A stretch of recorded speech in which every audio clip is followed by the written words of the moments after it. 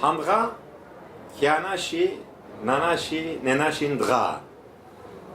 Çkunina Gondunun, Çkunina Gurun, Modru Tazdei, Çkuti, Bebe Çkunişeni, Biçepe do Ulani Peçkunişeni, Biçari Şamt do Nena Çkuni, Hentepekti Diguan Dei, Bihamitant. Bugün Dünya Ana Dil Günü. Dilimiz ölüyor. Lazca dilimiz ölüyor. Biz bu dilimiz ölmesin diye, çocuklarımıza aktarabilelim diye bu dili yaşatmaya çalışıyoruz. Ama nafile. Çünkü aslında dil zenginliktir. Dünyadaki bütün zenginliklerin yaşaması lazım. Ama bunu yaşatacak olan anlayışın iktidar olması lazım. Böyle bir anlayış, egemen kültür yok ki. Egemen kültürün altında yok ediliyor. Yok ki dedim, yanlış söyledim. Aslında emperyalizmin kendisi tekçi zihniyet. Yani sadece sermaye ve üretim ilişkilerinde sömürü ağıyla değil, dilde de bir sömürüyü yaratıyor. Tam da bu noktada anti-emperyalist bir çizgide dillerin yaşaması ve halkların kardeşliğini yükseltmemiz gerekiyor. Bugün Lazca'nın yok oluşunu Hemşince'de, Çerkezce'de, dünyada birçok kaybolmaya başlayan dillerde görmekteyiz.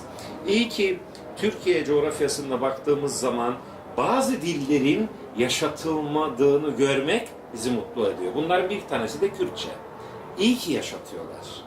Ben ilk zamanlar bazen konuşulduğu bizi egemen kültürün yetiştirdiği dönemlerde aslında bunu sorgulayan yaşamımıza, solculuğa başladığımız zaman kimin Kürt, kimin Kürtçe, kimin Lazca, kimin farklı bir dil konuşulmadığı dönemlerde öğrendiğimiz bir kardeşlik mottosu vardı. Daha sonra bizi Kürdü, Lazı, Çerkezi, Hemşinlisi, hani bu küçük coğrafyada bile, Fındıklı coğrafyasında bile Lazlar ve Hemşinlileri düşman etmeye çalışan bir egemenin anlayışa karşı dillerin ve halkların kardeşliğini savunmak lazım.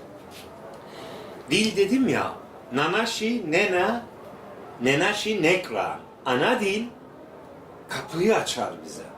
Anamızın dili, bizim dilin kapısını açar dilimizin. Dolayısıyla baktığımız zaman hayata o egemen kültüre ve sömürü ilişkisine karşı da sadece ekonomik ve demokratik yaşamı sınıfsal temelde bakarken sadece emek hakları ve özgürlüklerimizi hapseden noktada bakmamamız lazım. Dilimizin ve kültürümüzün, geleneklerimizin yaşatılması çok önemli. Bu anlamda biz Fındıklı'da geleneğimizi geleceğimize taşıyacağız diyerek geleneğimizde var olan devrimci, ilerici, yurtsever anlayışı kardeşçe ve barış içerisinde yaşayacağımız bir dünya için yaşatmaya çalışıyoruz. Bunun için dilimizi de yaşatmaya çalışıyoruz. Aslında çok tembeliz o anlamda. Hani uzun zamandır yok olmaya başlayan dili son zamanlarda, son çeyrek yüzyılda fark ettik. Bu saldırıları teknolojinin gelişimiyle birlikte fark ettik ve biz de o zaman uyandık ve dilimizi yaşatmaya başladık. Türkçeyi iyi konuşup eğitimimizi iyi almak için yapılan uygulamalar aslında asimilasyonun bir şeyiydi. Gizli belgesi bana kalırsa. Ben ilkokulda Türkçe öğrendim. Tuvalete gitmeyi Türkçe bilmezdim. Lazca söylerdim yani okula gittiğim zaman. Yani ana dilim Lazca. Annem hala hani okuma yazma bilmeyen 87 yaşında. Lazca daha iyi anlaşıyoruz. Yani bazen işte gelinleri benim eşim Lazca bilmediği için bazen işte ortak ortamlarda hiç farkına varmadan ben bile Türkçe konuşurken Lazca'ya kayıyoruz annemle konuşurken. Çünkü birbirimizi daha iyi anlıyoruz. Bundan daha doğal ne olabilir ki? Bu yasakçı zihniyetin ortadan kalkması gerekiyor ve Dünya Ana Dil Günü'nün sadece bir gün değil, dillerin yaşaması için her gün onların yasakçı olmadığı bir demokratik ortamın yaratılması gerekiyor. Lazca ne Kürtçe bölücülüktür, ne Lazlar ne Kürtler. Biz, diller bölücü olamaz. Bunu söyleyen emperyal güçler kendi çıkarlarını sürdürebilmek için bizi ötekileştirmeye çalışıyorlar. Aslında öteki olan onlar, o egemen anlayış. Dillerin zenginliği, dillerin fazlalığı, dillerin yaşaması, yarınlara aktarılması bir ayrımcılık, bir bölücülük değil ki. Neden sınırlar var ya? Sınırları kaldıralım. İngiltere niye kendi sınırlarını çiziyor o zaman? Çizmesin. Diller yaşasın. Biz bunu savunuyoruz. Niye Yunanistan'la kardeşlik? Yunan halkıyla Türk halk, Türkiye'deki halklar kardeşçe yaşamasını biliyor. Dün yaşadılar.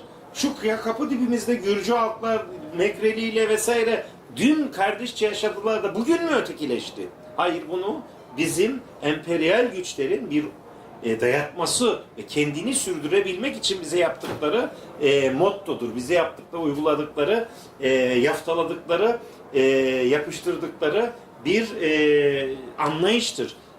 Biz neyin bölücüsüyüz? Diller birleştiricidir, bölücü değildir. Müzik dinlerken İngilizce dinliyoruz, oluyor.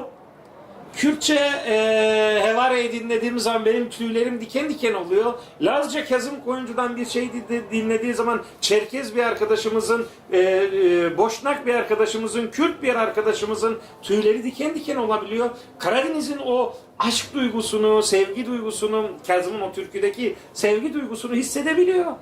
Bu gayet normalde konuştuğumuz zaman benim sizle Lazca konuşmam mı bölücülük oluyor?